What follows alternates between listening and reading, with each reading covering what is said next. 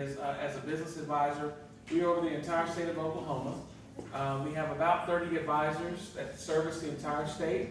All of our services are at no cost to you, and we walk alongside the business. So whatever you need help or assistance with, we try to advise you. Obviously, as one person, I don't know everything. Guess what? I got 2,900 advisors that I can lean on for their areas of expertise. So we're extremely excited about being able to do that. Very, very, very, very easy to find us. Small Business Development Center has some cards back there. .org. Takes a few minutes to sign up. Just know that's information available. If you can't use that information, share it with someone else and provide that to them. And also I have back there a couple of things. One is a business assessment guide. This is a tool that I use that's very, very, very, very beneficial in working with the business to really ask some of those questions, all aspects of your business. And then today, myself and Shawnee Neely with the Urban League, we're also have been working with Verizon, the phone company, over the last year on their Small Business Digital Ready platform, and they also are a digital sponsor for Midweek. And so what we have today is we have some information. They have a free platform, an educational platform that you can sign up for. We have a unique QR code, and so this is a way, Joanne Davis will appreciate this, we can actually track how many people sign up using our unique QR code. And so it's a way of us tracking that. Also, we have some businesses like Rachel here that we want to eventually get on the platform as an instructor. And so the goal is that they offer a number of classes. They're at no cost, but we have some unique, very talented folks in our ecosystem, and we want to get them on the platform. That's one of our next steps. So make sure you grab one of those cards as well and share that information. Outside of that, I'm happy to be here. I think this is going to be a wonderful presentation. I can't wait for you to get started. And everybody should have a leadership survival checklist. And if you don't have one, we'll make sure you have one. That is going to be part of your handout takeaway for today. Yes, super quick. This is only our second event of the week, so I'm getting the spiel down still. Don't forget to check in for today's event. Miss Joyce back there has a QR code on her phone you can scan. Every time you check in or give us, it's the same form every single time, but every time you do check in, it really helps us because it helps us to share the impact that we're making on the community. Data collection is so crucial for that, so we appreciate you doing that. And then don't forget to get your bingo card signed by one of the committee members here in the blue shirts. That is gonna enter you to win, once you fill it out, enter you to win some really cool prizes. We're trying to gamify it a little bit, make it a little more fun than just coming to all the fun events. You maybe get a prize too. So thank you so much for your active participation, and I'll throw it back to you. So I did sign one, so you Oh, guys may want to perfect. sign Thank hers you. so that she gets the credit. Okay, so how many entrepreneurs or business owners, small business owners do we have in here? All right. Hey. Yes. How many leaders? How many lead 1 to 5 staff? Okay. Okay. What do you guys think about leadership? Throw out some. It's hard. It is hard. It's work. Yeah. And it can be frustrating at times, as we talked about that earlier. It can be rewarding, right? Still working on that. What do you find are the pain points? What's a struggle or a challenge? People. Developing people. Kelly. Yeah. People themselves are the challenge. Right. We're Probably helping, right? motivation sometimes. It's hard Getting for me motivated. No, not motivation, but it's hard for me to kind of delegate.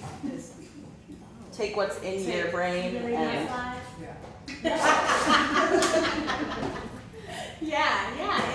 The reality of the situation is leadership is hard. The reason why I'm so passionate on leadership is because I didn't want to be a leader. That was something I ran away from. I'm from a family of leaders. I said, I'm going to be different. I'm not going to lead. I'm going to chill in the corner and see and watch and just be, an individual contributor. And so leadership was not on my bingo card to do at all. But I recognized that I was doing it anyway. I was leading and just not having the title or getting the pay for it. And so when I talk about surviving leadership, I know it's difficult, and at times we can hold our breath and, you know, we're frustrated or we have anxiety, but it doesn't have to be that way. We can find keys or tips that's gonna help us to actually navigate those challenges. And that's really what I wanted to talk about today. Just a little bit about myself. I'm Rachel Donnie. I'm with Blueprint HR Consulting. My last name is unique because my family, we're from Ghana, West Africa. I was born in Massachusetts, and we moved here to Oklahoma and been here for many years. So I do have a master's degree in human resources management. Remember the person who didn't want to be the leader, right? She goes into human resources management. And then I have my certification in HR through SHRM, or what we know as the Society of Human Resources Management. So I love HR. I love to be a resource. The goal of my business is to provide integrity-driven HR services to help small businesses thrive. And it's not enough for you guys to be successful, but to also have sustainable growth as well. And we do that. My saying is that, you know, the roadmap to success begins with a blueprint. So my goal is to help businesses build their foundation to be successful, to navigate those people challenges, and to also build a culture, right, that leads you to success. Because we go into business not just to say, I started a business, lasted a couple of months, right? We go into business because it's our legacy, right? We want generations to be able to take over the business, but we want to have longevity, right? We want to grow, we want to be successful. So that's really why I do what I do. So I want to talk about some of the pain points in leadership, because we navigate those every day. Sometimes we don't even realize it's a pain point because we're in the midst of just trying to survive and get through the day. So I really wanted to touch on some things such as leadership identity, clarifying vision, having that clarity of vision, and then delegation. We can talk about delegation. Emotional intelligence and effective communication will really go hand in hand, in my opinion. And then mentorship, being on mentorship as well.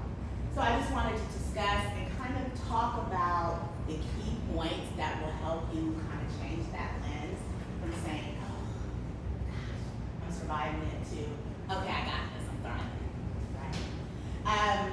We don't have the opportunity, for example, such as Chick-fil-A.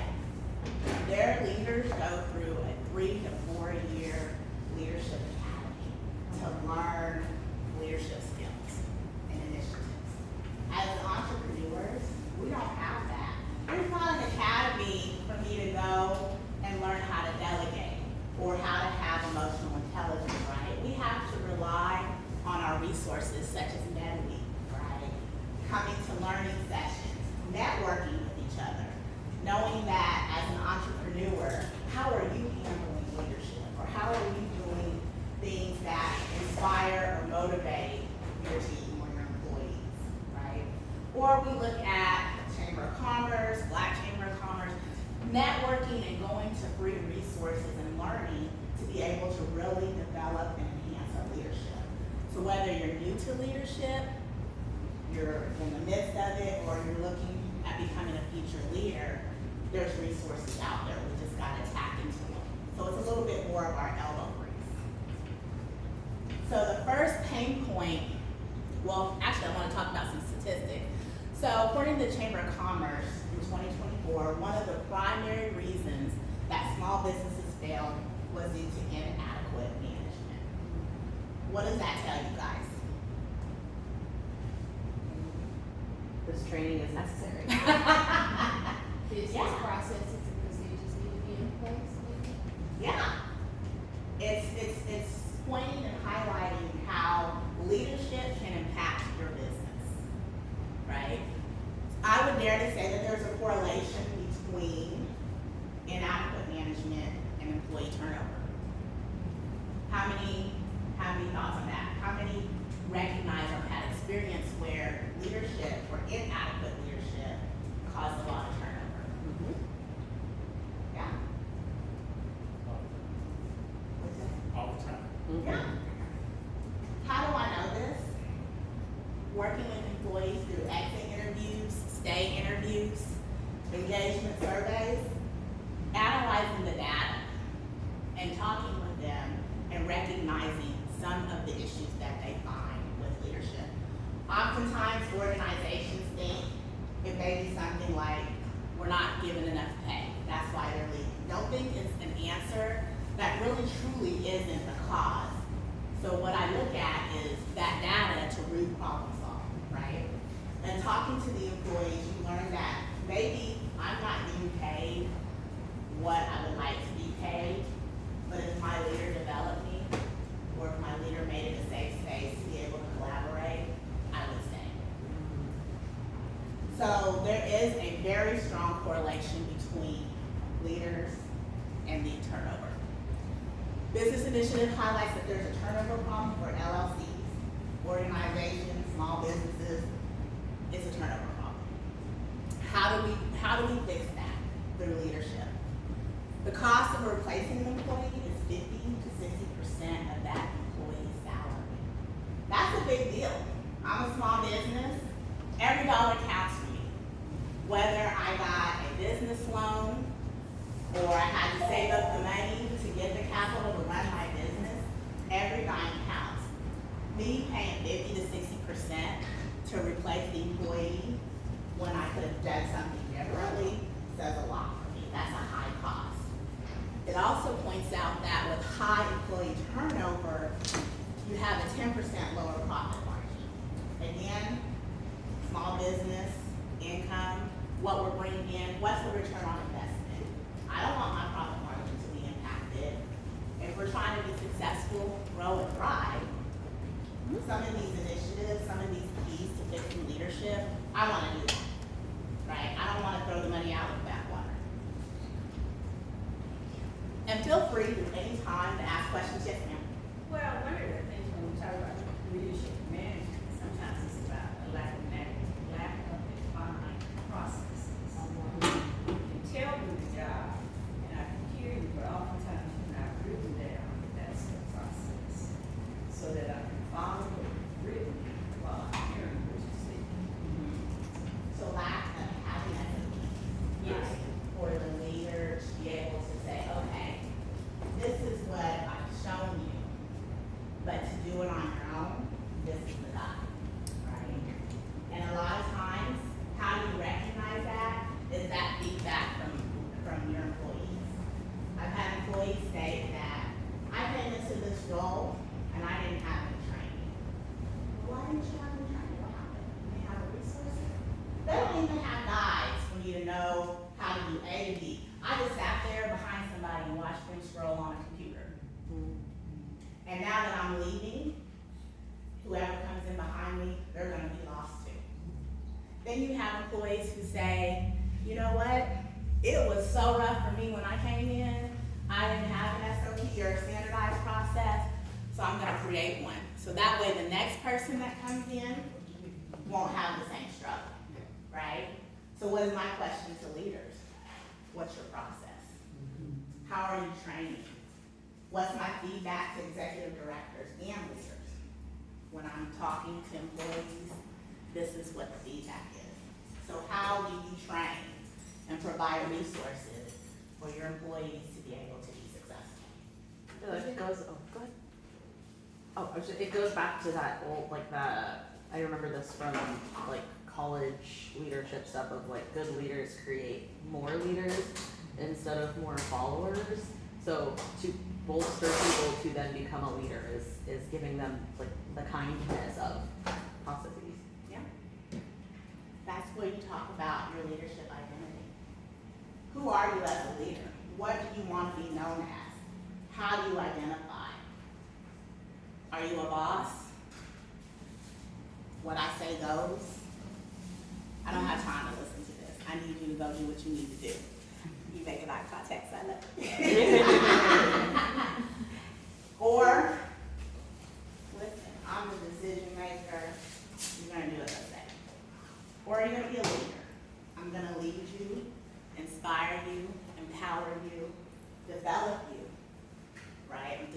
that pipeline for you to be successful? Am I an authoritative boss? It's not my problem. You need to make sure that you come to work on time. I don't care about the reasons why. Or am I a transformational leader? Okay, Rachel, I noticed that you're coming in late a couple times a week, 3 times a week. What's going on? Well, I have some drop off, you know, and that drop off line is long, and sometimes I'm just not making it out of the house on time. Okay, so if we adjust your schedule, what does that look like? Does that give you the ability to come into work on time? Right? Are you transforming? Are you adapting? Are you leading and guiding? What about your core values? What are your core values as a leader? What are you known for? I always say integrity. You're gonna hear me say integrity, integrity, integrity, because that's important to me. I provide respect, I provide integrity, I'm ethical. What does that mean? When leaders or business owners, when we collaborate, they understand that even if it's tough to hear, it may not be something that they like, they know that they're going to get integrity-driven service. They know I'm gonna be transparent, they know I'm gonna be ethical. They know that when I recommend something, it's for the intent for them to succeed. So what are some core values that you guys are known for? I'm big on communication. Why? It's important. Kind of goes back to what you were saying for as far as like, if someone's coming in late, you leave the room open, you leave it open for them to communicate. If you're just always shut off, or, you know, it's hard to communicate with somebody that is so rough. You know what I'm saying? So I'm really big on communication. It's like an open door, almost open door policy for me. Dare I say that your employees are gonna know that when I come to you, we're gonna talk about it. Yeah. We're gonna talk through it, right? What are some other core values that you guys are known for? Anyone? Consistency, commitment and consistency. So people know that I'm reliable, that I do and follow through with what I said. I help others to do so. I'm thinking about my OT members. Yeah. But they knew that, right? And so they didn't have to wonder what was gonna happen next, because I was transparent. So those are key. So your team knows that you're committed and you're gonna be consistent there. My former team, when I was, there was an insurance industry, I'm not gonna age myself, but my team knew that I'm an advocate for them. So they would call me Mama Bear. So they hear something, oh, she's not gonna like this, right? But they understood that with me, they had the safety to express their concerns, but they also knew that I wasn't just gonna say, oh well, talk me through this, why doesn't this work? Now I'm gonna go back to directors and I'm gonna advocate for this team. And even if the outcome is not what we want, we're gonna show them through as to why this doesn't work, right? So they knew we need to be an advocate. So that's some good key points. And lastly, what is your leadership voice? Leadership voice is derived from Giant, an Oklahoma City company just downtown. They created the 5 voices. So they're talking about 5 voices of leadership. In your 5 voices, it's allowing you to understand your voice, your leadership voice, from an order. It's an 80-question assessment that you can take, and it tells you the characteristics of what your leadership voice is. And it stacks your strongest leadership voice to your weakest leadership voice. The importance of that is the ability to be able to effectively lead your team and allow them to be able to express themselves through their leadership voice. So that the bigger picture is that all these voices that are different are able to communicate, collaborate, and work towards the common goal. So what that looks like is my brother is a pioneer, which is one of the leadership voices. So he's high-level thinker, go-getter, big picture, eagle, right? And for him, it's hard not to do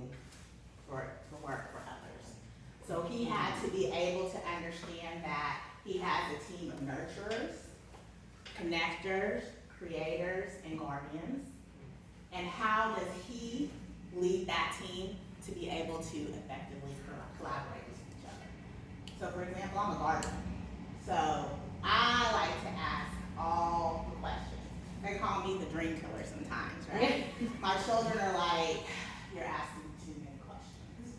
I have a nurturer who is very emotional, passionate about the people, and then I have a pioneer, my oldest, who's like, I'm just gonna get this done. I'm a risk taker. I'm just gonna do it. And I'm the guardian. How do you get there? What's your plan? Well, when are you gonna do that? How are you gonna start? What does that look like? Oh, you're asking me too many questions. But really, it's the strategist in me. I'm laying the foundation, and then I'm thinking, okay, thinking through this. How do I help you recognize, some of the key points that you have, how to back it up, or how to develop that more, right, before you jump. And so, if you don't understand that person or their leadership voice or their style, how does that come across? To an employee that I lead, it comes across as I'm killing their motivation, or I don't appreciate their idea, or I'm even saying, that's not gonna work, it's not a good idea. But in actuality, because I want you to be successful, I wanna help trigger some further thought into the process for you. What this looks like if you do this. If you go to point A, what does that look like? If point A doesn't work, how do we backtrack, reformulate, and go to point B? So the ability to understand leadership voices, but in particular your own, and how that relates, and what the challenges are with other voices is key. If you ever have any questions about that, reach out to me. My consultations are free. And we can talk about how that may be something that you want to do with your team. You can do a free version of the assessment. It's free to take the assessment. The resources, there are some free resources that you can get that you can work with your team on. But then there's also a paid subscription as well that will really dig deep to figure out how your voices can collaborate. So really the key takeaway is that an identity cultivated from your core builds authentic leadership that your staff can trust. You're gonna hear trust a lot from me. Why is trust important? Because you can't trust them, probably can't work with them. I mean, it's too much of a liability of everything going on. Absolutely. If I can't trust you to lead me, why am I gonna let you lead me? Yeah. Or I vice can't- versa. If I can trust that my employee can do the process, just both work both ways. Yeah. You have to be able to trust. Cultivate your identity. When I first came into leadership, I had to go to a week-long school or course. And some of the pre-work to that was taking an assessment. And it wasn't a personality assessment, it was kind of like the 5 voices where you find out what your leadership style was. I went in there, I already knew, right? I'm laid back, I'm cool, I'm not a micromanager. I like autonomy, I give you autonomy. So I think I'm a blue, because it broke it down in colors. Mm-hmm. So we get our results, because that particular assignment was to talk about our results with other people who were the same color. She was like, well, Rachel, you're red. I was like, no, I'm not. I'm blue. And she was like, you need to go over there to that group of red and talk with them. I was like, I said, my results is wrong. And she's like, you're right. I don't really get that from you. I was like, right. And she was like, but just go over there anyway and talk to them and then see if anything sounds familiar to you. And then if not, then we can reassess and really try to figure out what your true leadership style is. Okay, I remember you. And so I go over there, and within 5 minutes, I'm turning around looking at her, my eyes are big. I said, I am a red. I don't want to delegate. I don't trust anybody to do the work better than me. I control this narrative. patience, but I realized I really don't have patience, like with some of the characteristics. And instead of saying, oh, well, you know, I'm still gonna be who I am, it was an eye-opener for me and a game changer in how I did my leadership with my team. And really helped me to really dig in deep and focus on action plans to change that narrative for myself. And so that's what I hope for you guys, is that you identify who you are as a leader and live into that. Clarity of vision. What is your vision for your business? What is the vision for your team? And what mission are you using that to get there? What are the core values that you built your foundation upon to bring that vision to life? Does anybody want to talk about their business vision? My vision is to aim to be a global leader in merging creativity with education, setting trends in fashion, while fostering learning, diversity, and self-expression. How do you get there? Well, because with my, I don't know, it's just easier said than done, I guess. Right. Right. So as you work with your team, do they know that vision? Is it clear to them? Right now, yes. So I started out as a team of one, but now my daughters are growing up. They are just so interested now, so we're developing that from the start, so they'll know, you know, the passion, because they see it already for, you know, the Sleepless Nights doing all the things. So yeah, I'm just steering it as soon as I get like a new team member. They're understanding the mission, understanding the vision, and the core values from day one. Okay, perfect. We got you now. We're gonna talk about your vision. I have a counseling agency rooted in serving Oklahoma's underserved and overlooked population. So our mission is to lower Oklahoma ACEs. ACEs are adverse childhood experiences. And Oklahoma is ranked pretty high for having people who have experienced trauma. So our goal is to really educate and train clinicians to serve clients with trauma-informed care. And in result, we have them, clients are provided services, they get the relief they need, and then we educate too. So understanding mental health and what ACEs are, help them to make better choices as they move forward.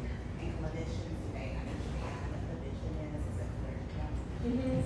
That's something that I kind of used to vet whether or not they come on board with us, because if you understand what the mission and vision is for our organization and it matches whatever mission or vision you have for yourself or for your future, then it's a perfect fit, because then we're working in alignment. And I'd rather know that, and I bet they would rather know whether or not we fit at the very beginning before we start to work towards something that doesn't come together. Yeah. It's important for the team to know what your clarity of vision is, because that's how you lead and guide, right? How do I know what I'm working towards? Why do I even come in here every day if I don't know what's expected of me, if I don't even know your vision? A lot of times, people will leave for different various reasons, but some of them will clearly understand the vision of the company and what you're doing to get there. Who's a Thunderman? I'm a champion. We're all champions. So we're champions, right? We are champions, right? Right. Does anybody know what the vision for the Oklahoma City Thunder is?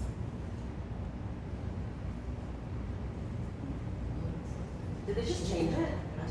Like update it? So they want it. Taxpayer dollars to make millions of dollars. That's the internal. That vision. might be internal, right? They want to inspire and empower and unite communities through the energy of basketball. How do they do that? They do it through leadership, humility, development.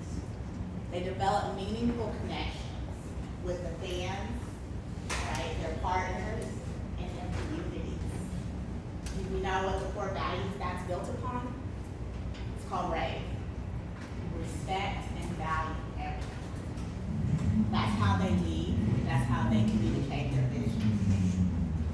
Oklahoma City, right, has developed their new core values.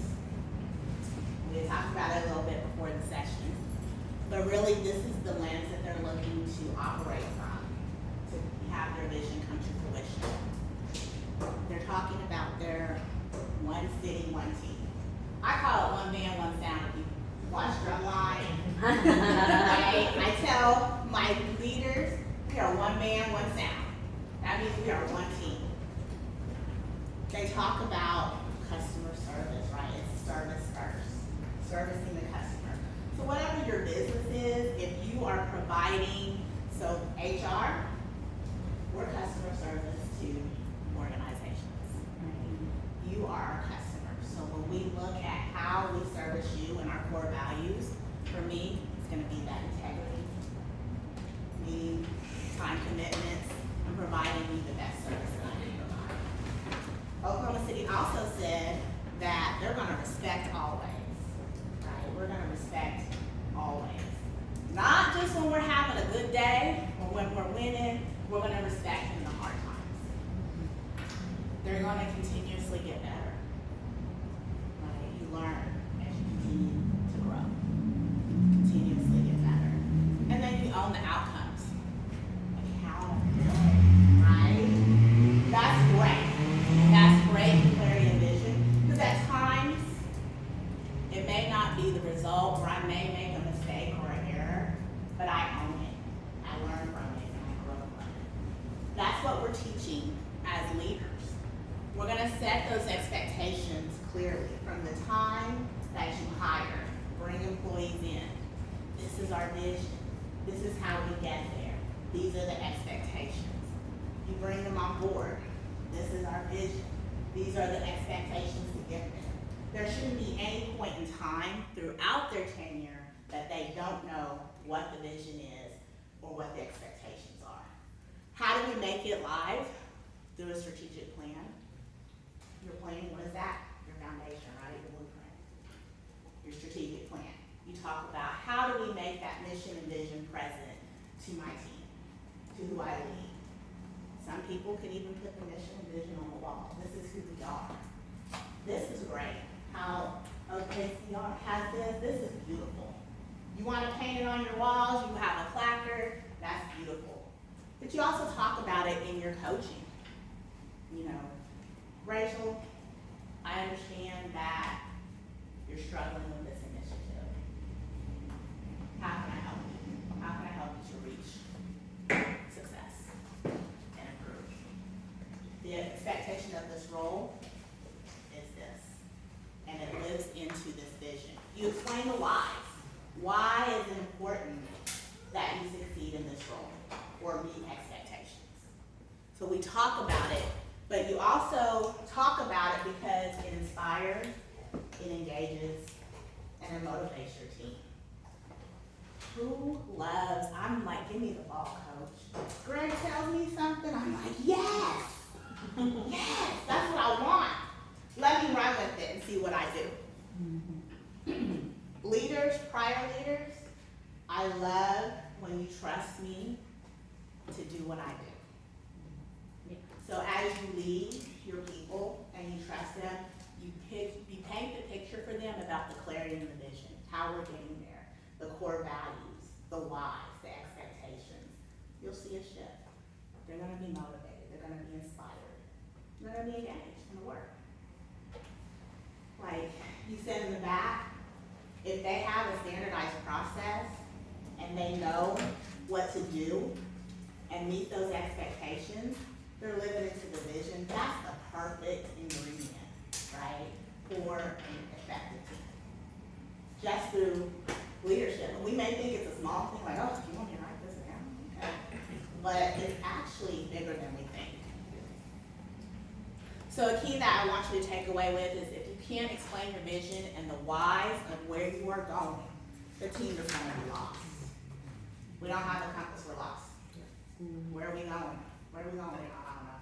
Well, if I can't trust you to lead me, why should I trust you, right? So, Makiva mentioned delegation. Why is delegation hard, Makiva? It's getting easier Okay.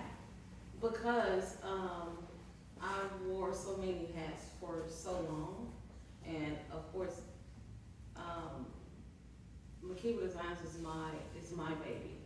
So just trying to delegate it to others, sometimes it's kind of hard. Even, so I can tell you, I'm so much better, like 75% there. My daughter is learning the entire process from, the design aspect until the product goes out the door. So now I can comfortably leave out the studio and go work on something else. But I'm still gonna say, hey, if you're second guessing, make sure you call me back in here so I can, but as I loosen the reins, it makes them more confident. So that's what I'm learning. Who else finds delegation hard?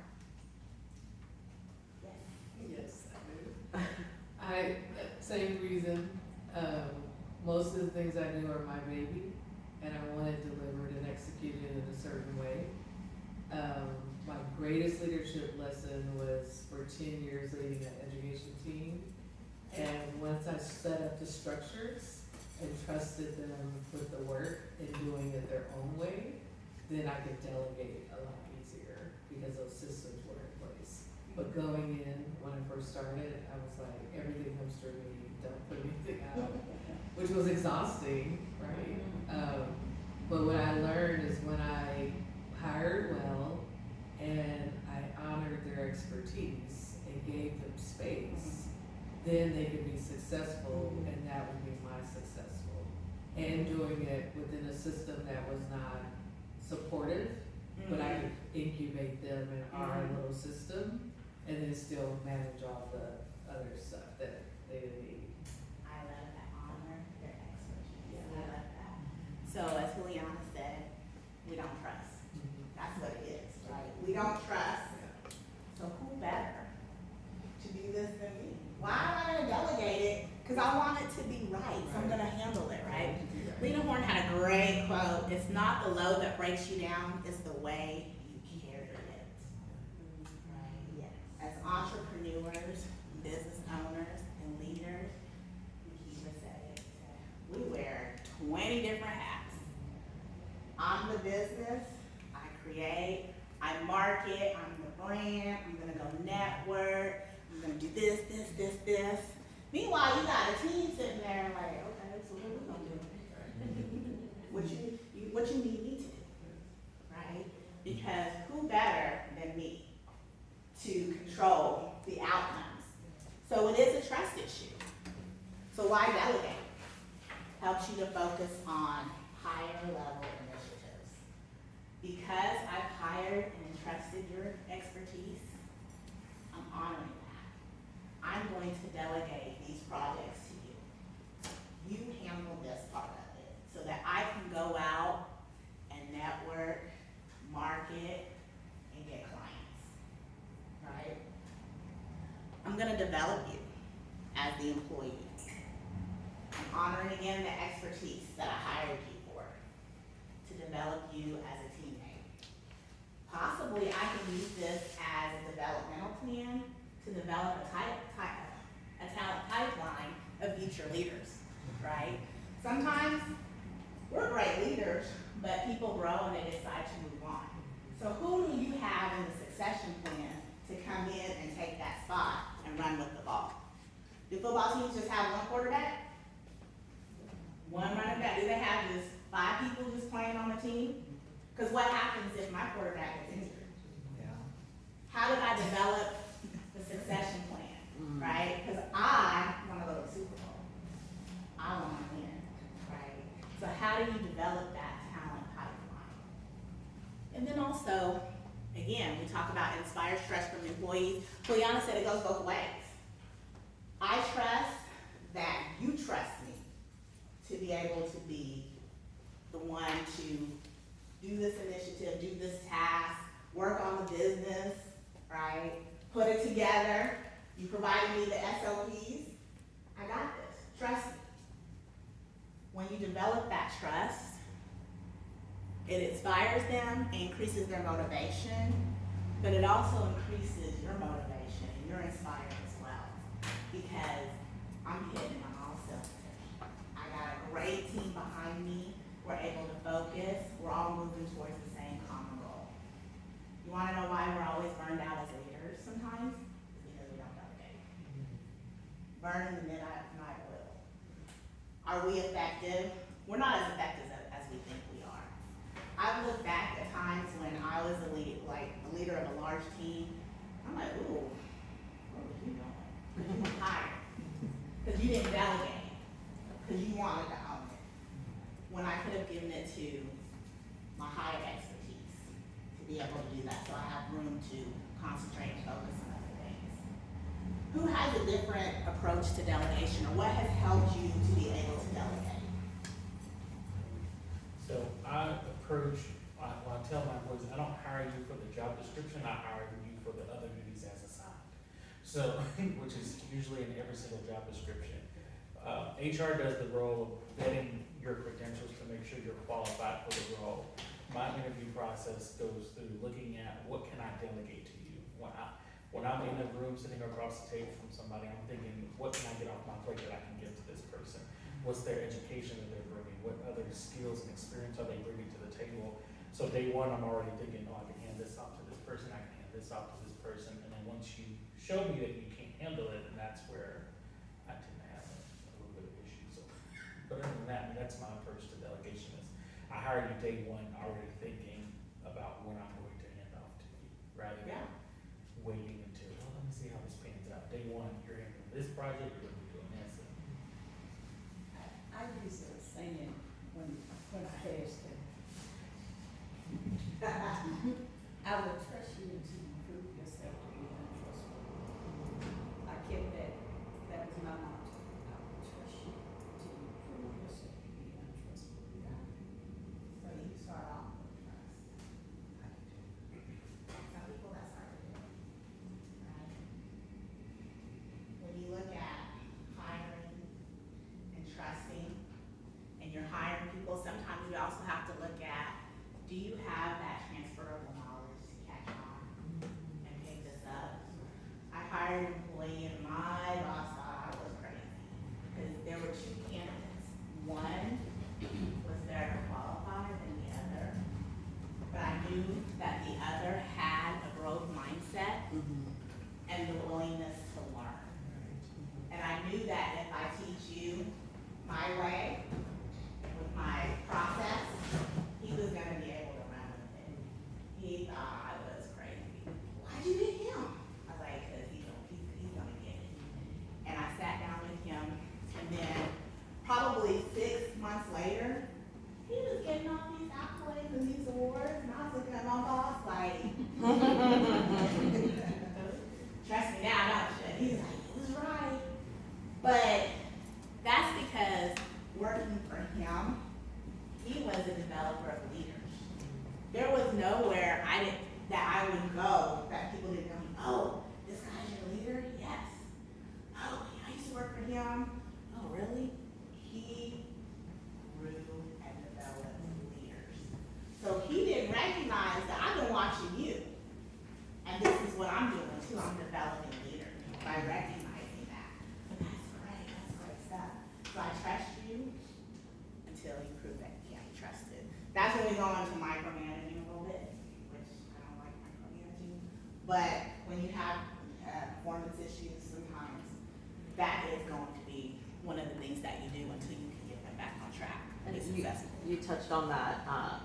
Are you like authoritarian or are you transformative? And I have found that in trying to find the balance of support with being transformative, giving people the space to mess up or to make mistakes or whatever, then you kind of have to jump into I'm gonna hold through this, we're gonna get through this, and then we have to talk about why this is now a big issue. Yeah, so like it comes with a little bit of that balance, and yeah. It's the finesse, right?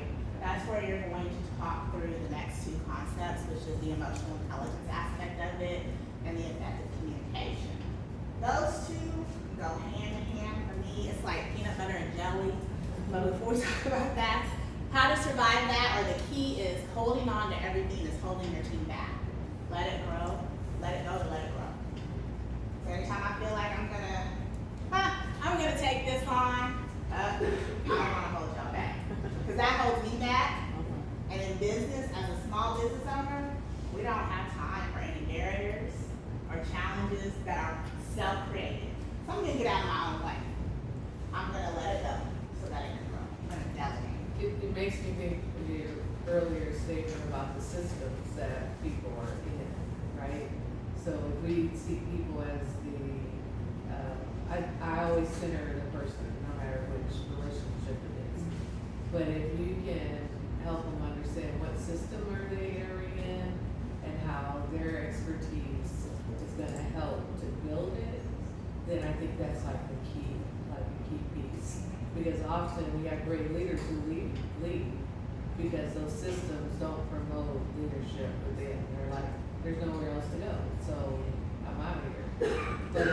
But you also have to be a type of leader that is not bothered by your people being smarter different ways. And I'm thinking about the system I came out of. My team was successful because I was their leader. But when I was removed, they recognized that this is all the stuff that she held so that we wouldn't have to deal with it because they knew I valued them. And then they saw like over and over again they weren't valued and then all good left, right? So it's only as great as that system that we create. You know, think about HR, SOPs, all of those things. It really matters. It matters. Yeah. I always call my leaders leaders. I don't use managers because you're not managing. I don't use boss. You're not bossy. Supervisor. You're a leader. Why? Because I want to empower you to lead. How do I do that? I walk with you through the process. Yes. The challenges. Because it's important that you are able to be successful as a leader. So when you hear me say leader, leader, leader, it's because I want to empower people to understand that it may be a challenge, but when you get through it, you're going to be the rock star, right? So I don't want peanut butter without my jelly. I just don't want that. I don't like jelly without peanut butter in my sandwich. So emotional intelligence, I don't want it without effective communication. And really, emotional intelligence, or EI, I think the number one essential quality that leaders need for success. Who knows what emotional intelligence is?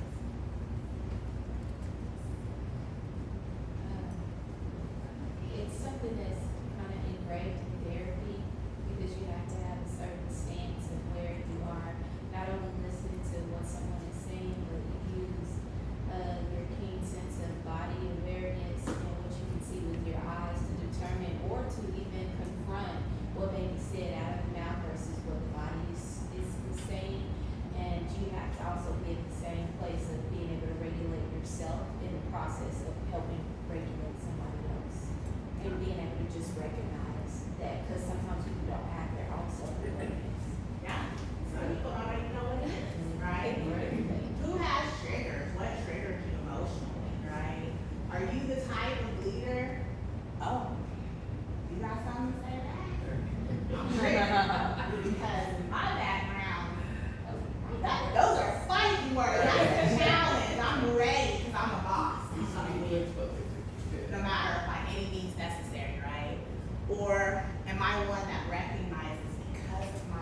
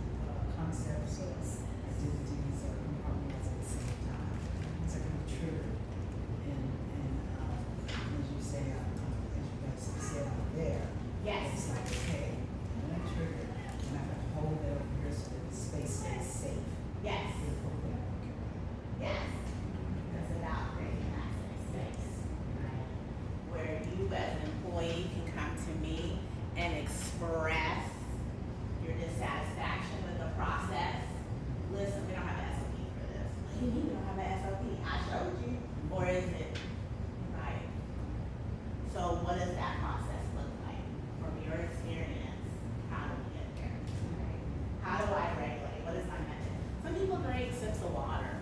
When you're having that difficult conversation, when you're talking about performance, and look, this is not going so well. What if that conversation is with an employee who is known to be defensive? How do we go into that when we see them shift? You know, like. Same to that. My coin phrase to regulate was, wow, I never thought of it that way. So I would say that in my mouth, but in my head, I'd be like, what in the world? Right? And so that gave me a pause to be able not to have that reaction, adjust my face, and then tell me more about what you're thinking. And then put it on them, and then they're trying to explain, and they're like, that really doesn't make sense. You can see them, right? But I didn't react, which is what they were wanting me to do. And I said that phrase, and they were like, oh, can I get back to you? I said, please do. Yeah. Like, I would wait. They were disappointed.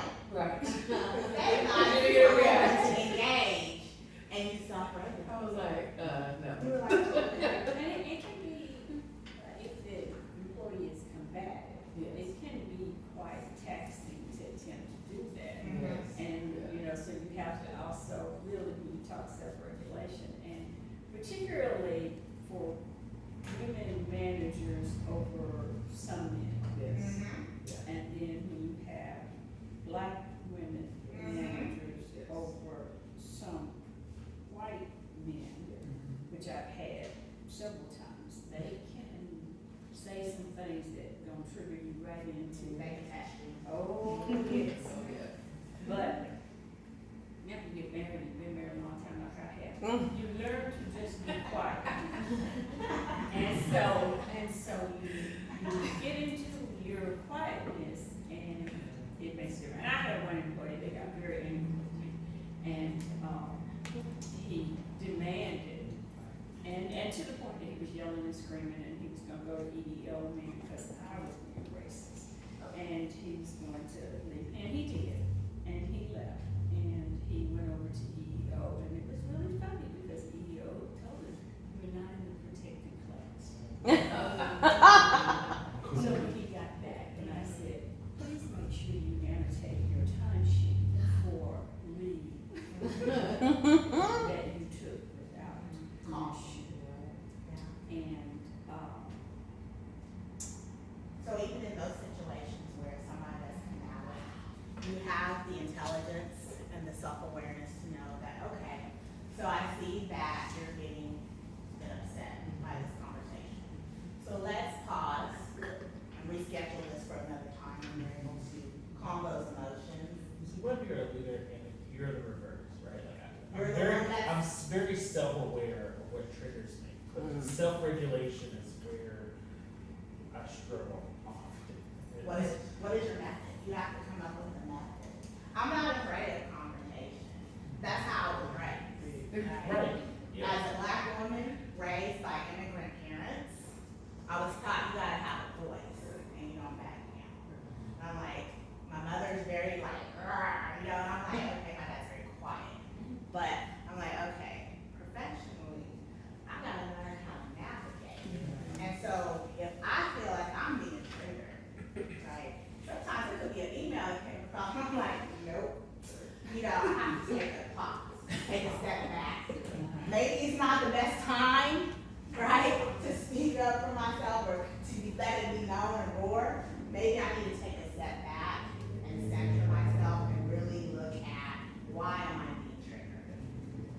What was it that bothered me about that email? Was it the tone? Was it the person? Is it triggering something from my past? And how am I going to respond? So sometimes it's, what is your method? Typically, if I get email I don't like, okay, I'll answer this later.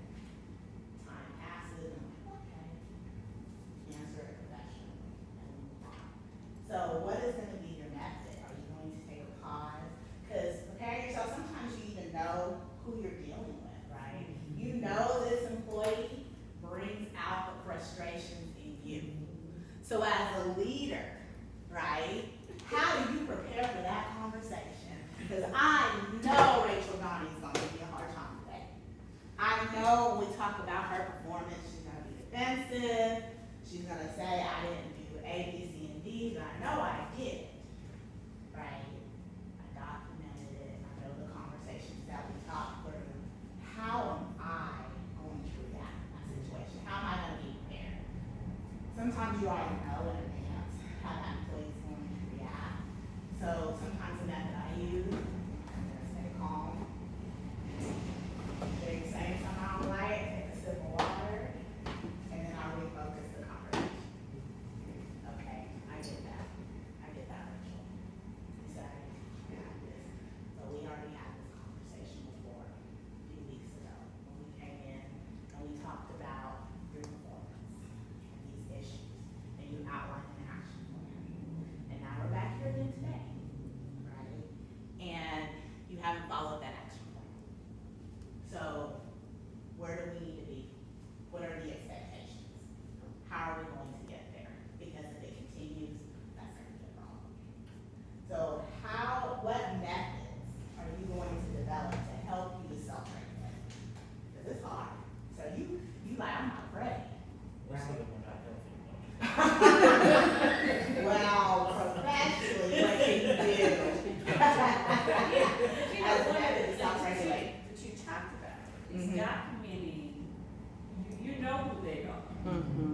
Most of the time, you know exactly who they are. So really, you have to be on point to document. And it takes a lot of effort to document what they do, what you assign, how they complete the assignment or don't complete the assignment.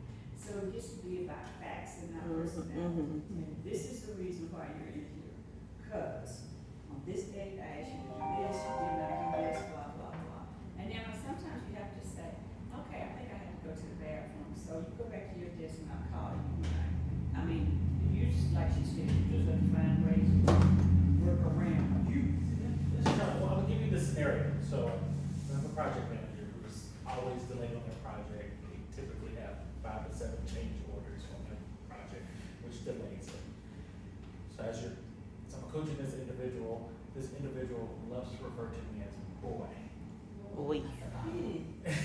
And I've had several conversations about, hey, there's an appropriate way that we address each other. My name is Corey. My last name is Winston. You can address me as either one of those. Boy is not nowhere near on my birth certificate because even where it says sex, it says men. So, so I need you to address me either one of those things. And it's a constant issue that is escalated to being in public when we're having conversations with other team members. This boy doesn't know what he's talking about. So it's, and I know what it's fueled behind because several people have had other conversations about it, but I'm trying hard not to lose my job. But it's that self-regulation that I'm struggling with because it's like, okay, I know he's gonna call me for it, right? But I don't know when, I don't know what context it's gonna happen in, I don't know where I'm gonna be at that time or what mood that I'm personally gonna be in, because I have things outside of work going on. So what can I, to avoid me going to the next level that I know I can get to? Had you so many times to have this conversation, we did. I'm just saying to the next. That's a different. Yeah, this is an HR. Yeah. So you have, He just said that. you have a, Mm. and how you're gonna handle that combat issue is the correct action. Because it seems to me that you're saying this has been a consistent pattern. So when it first started, we had this conversation about conduct and what that looks like here in a professional setting, right? Professionalism means that we use appropriate language, right? We don't cuss, we don't fuss, we talk professionally and we respect each other, right?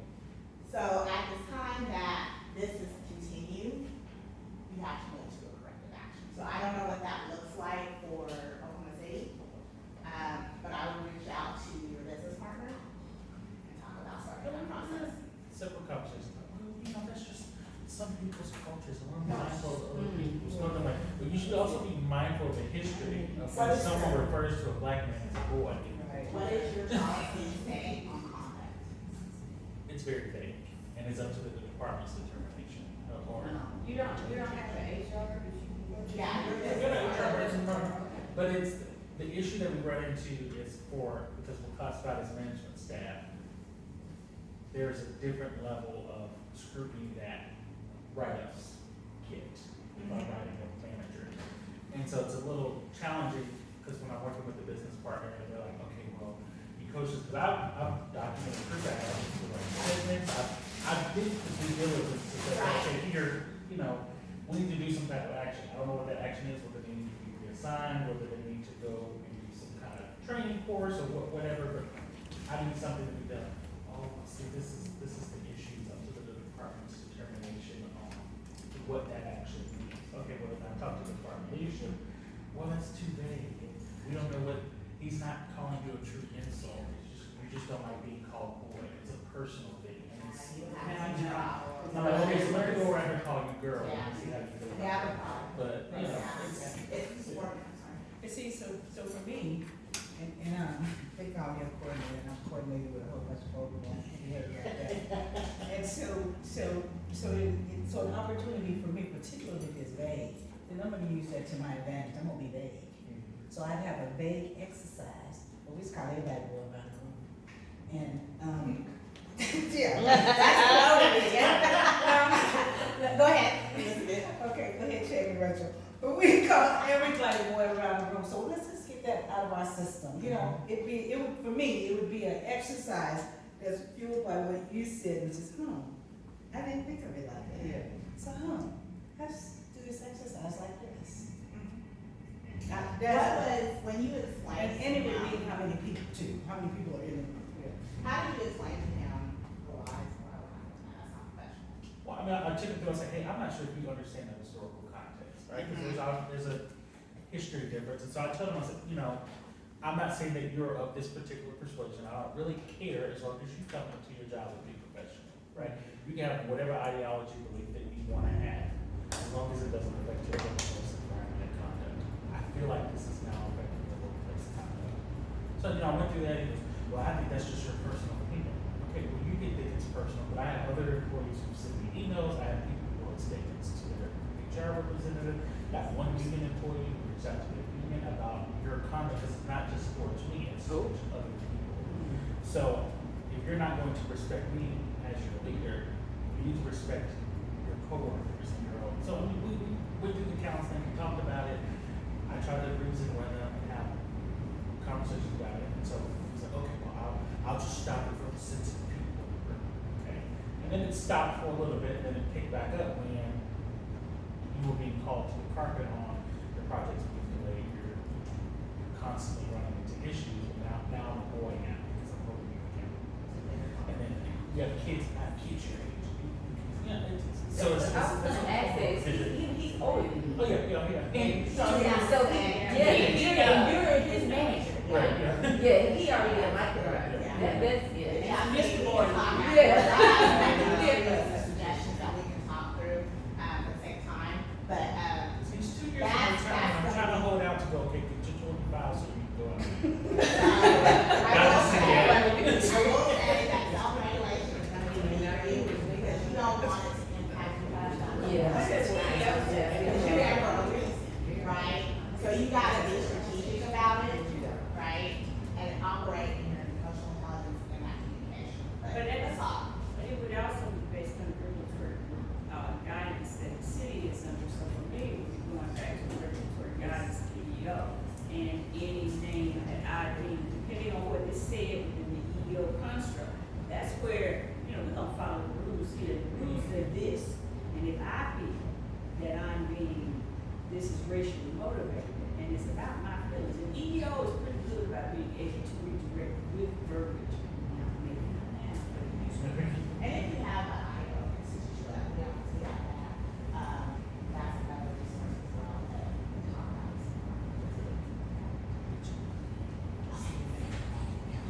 So the key is to master yourself first, and lead others effectively, right? If I can't control myself, how can we lead me, Yeah. right? Well, you don't know that direction, you can go off the handle too, right? Or you disrespect also, or I've known leaders who are demeaning or comments, and they wonder why their team is toxic. Why is it toxic culture?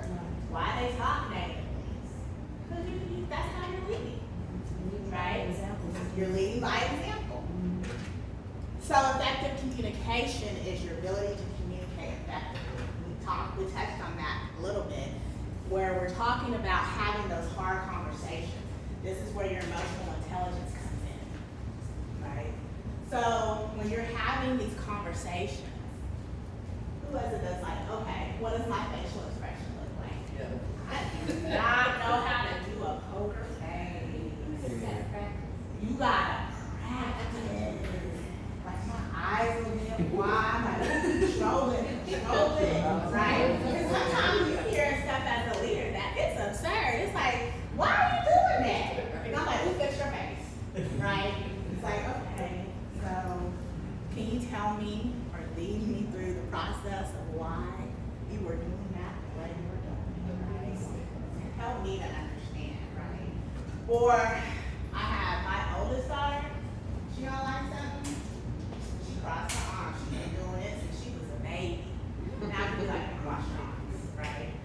On my, cause this needs, I'm getting defensive, right? Or, what about my tone?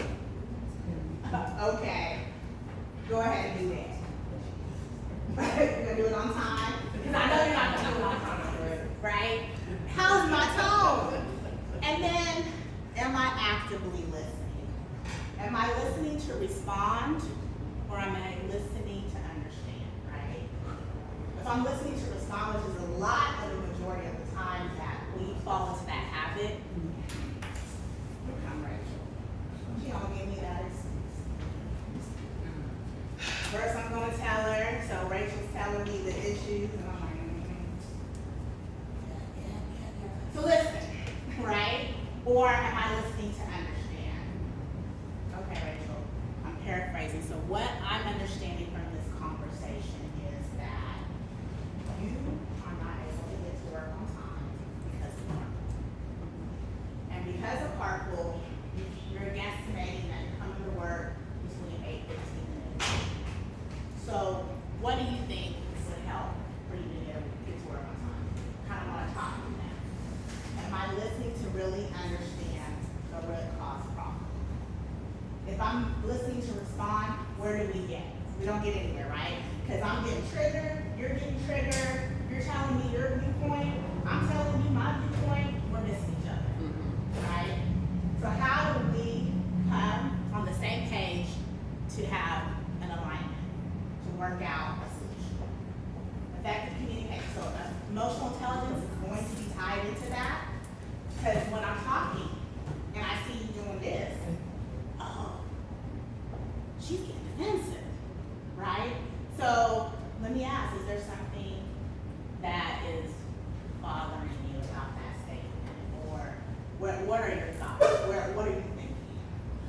Well, I think that you're not being fair, Rachel.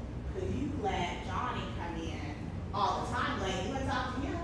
How do you know though, Rachel? Because you don't know the conversations that I'm having with others because I don't broadcast that, right? So how is my tone, my expression, and how am I listening? So as leaders, we need to say what we mean what we say, but more than anything, we need to listen before we speak, right? We're not thinking about the next response. I'm really listening to understand. You will find that that is a hard thing to do. I always have to remind myself, especially in difficult situations, be slow to speak, be quick to listen. Every single time. Lastly, I want to touch on mentorship and the importance of it. If you do not have a mentor, please, please, please, please, please, please get one. It's essential. You have a support system in your family, right, and your friends, but professionally, your mentor is going to be your support system. I'm a big, big advocate for it. Surround yourself with a support system. But listen, family and friends, sometimes they're going to tell you what you want to hear, even if it sounds crazy. Oh, yeah, girl, go ahead and do that. and you know you shouldn't do it. Your mentor is gonna be like, nah, that don't sound right, right? They're gonna be your mirrors. They're gonna say, okay, Rachel, how is that gonna work? Let's think this through. Well, my friend said, no. You're going to get feedback. You're going to get resources. You're going to get the opportunity to have them as your sounding board. I am frustrated today because I keep getting calls with names. I keep getting calls. Okay. So how did you handle that? What triggered that? What was the conversation that inspired that? Okay. Well, here's some feedback on how to handle it, and here's some resources that you can tap into to help you. You're gonna have two pieces that you're going to have to do in a mentorship relationship. I have a mentorship program. That's my highlight of my month because I love mentorship. I love pairing mentors and mentees because I love to see people thrive and grow professionally. But the requirement is two pieces. You have to have a growth mindset. Can't come in here stuck in your same old ways. You can't tell me anything. I know everything now, right? When you hear feedback, how are you internalizing it? How are you analyzing? How are you using it to grow you? That growth mindset. Am I gonna sit on it and say, oh, this mentor don't know anything? I'm wasting their time. Because honestly, when you look at your mentors, they're taking time out to connect with you and develop you, right? So if I'm going to say, hey, well, what do you think? How do I use people's expertise? How do I honor that? And you tell me, and I'm like, oh, well. And then you circle back with me in our next meeting. So how did that work? How did you do it? I mean, I got some other stuff going on. You're gonna be like, oh, okay. So you're not valuing what I'm bringing you to the table with, right? And then you gotta have the accountability. Putting it into motion, right? I have a standing meeting with you every month. Sometimes I show up, sometimes I don't. I'm not accountable for my own development or my professional growth. I have had mentors who've experienced that, and it was a complete, this person's not interested, right? You have to be accountable for your success. My challenge to you guys is MedWeek is a great opportunity to network, get to know other owners. Is there somebody out there that is just doing it and you admire what they're doing? Have the confidence, don't be afraid. Hey, do you mind if you mentor me? I'm new in the business, I'm just launching. I don't know some of the nuances or even how to get started. What's the worst they can say? Nope, I don't have time. Okay, thank you. You don't let it stop you. You keep going, right? How many no's? You're gonna get a lot of no's for one yes, right? Or that may surprise you. Absolutely, right? Make it consistent.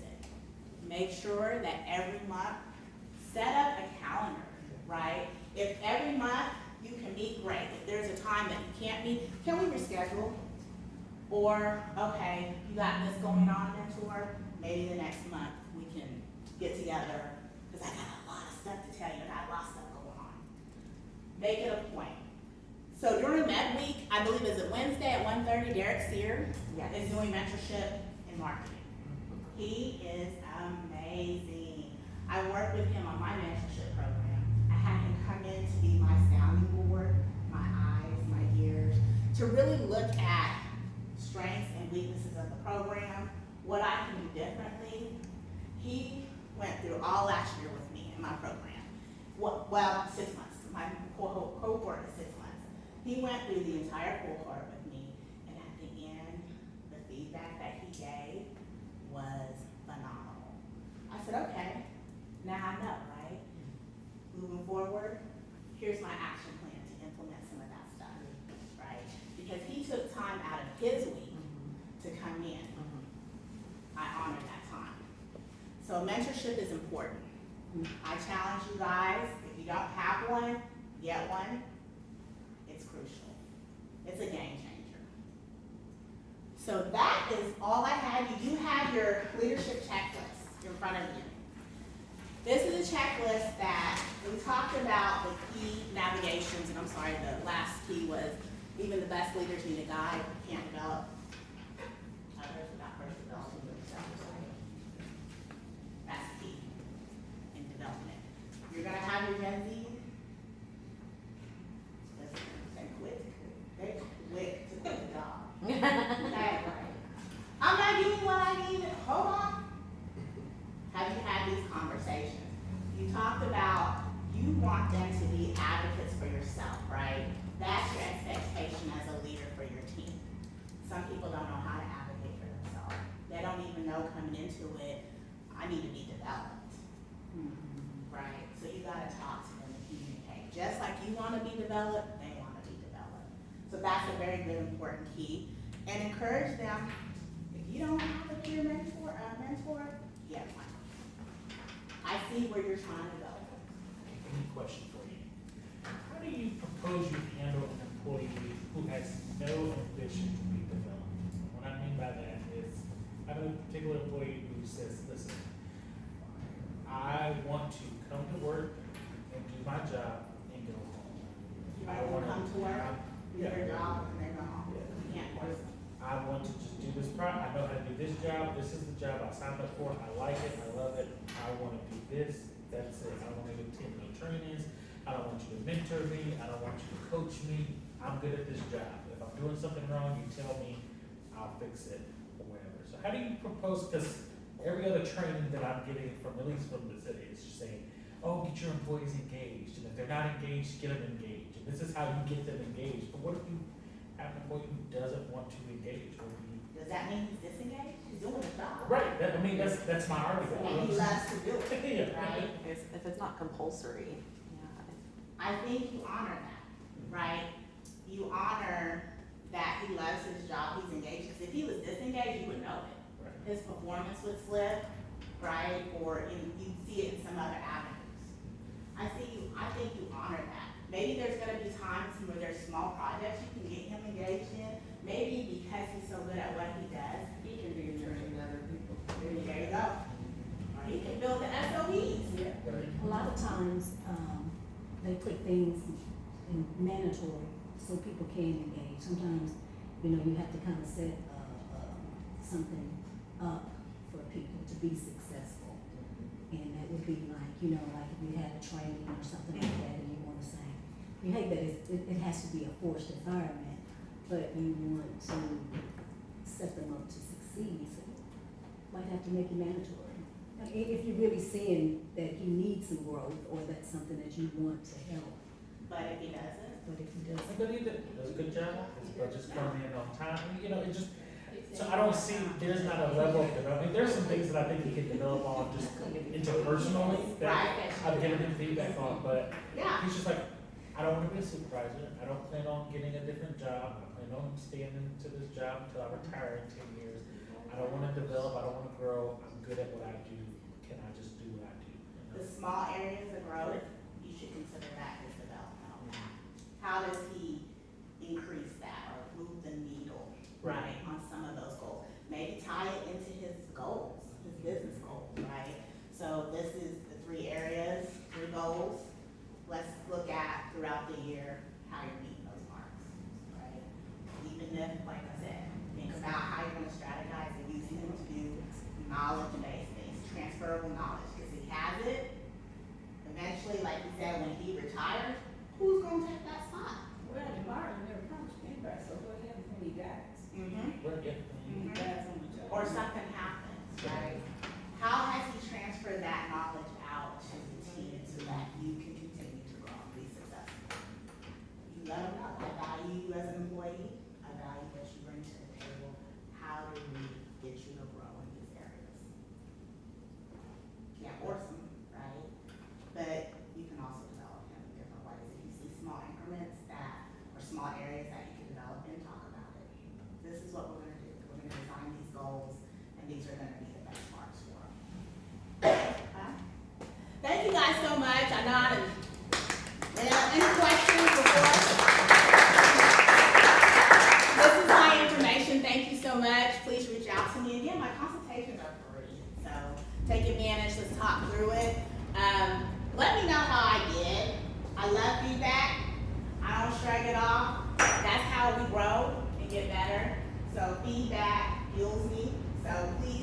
Let me know your opinions, your thoughts. And I enjoyed, thank you so much for the interaction, because listen, I talk to myself all day, right? But it don't go nowhere unless I have ideas from you guys and feedback as well. So thank you so much. If you didn't get lunch, grab lunch. And hopefully I'll see you guys throughout next week or at some other events as well. Thank you. Oh, and your checklist. Sorry. The point of the checklist is, the challenge to yourself is go through that assessment. See how you are, what's your strong areas, what's not so strong, right? The paper says 7 days, next 7 days. I challenge you, the next 30 to 60 days, how are you gonna enhance your leadership? What's your action plan? When you score, there's a way to score yourself at the bottom, to know where you're at. How am I gonna move that needle? If it's emotional intelligence, what's my action plan? Right? And then see where you go from there. Thank you guys. Thank you. I'm gonna fill out my feedback form. Yes, I'm gonna leave that up for anyone.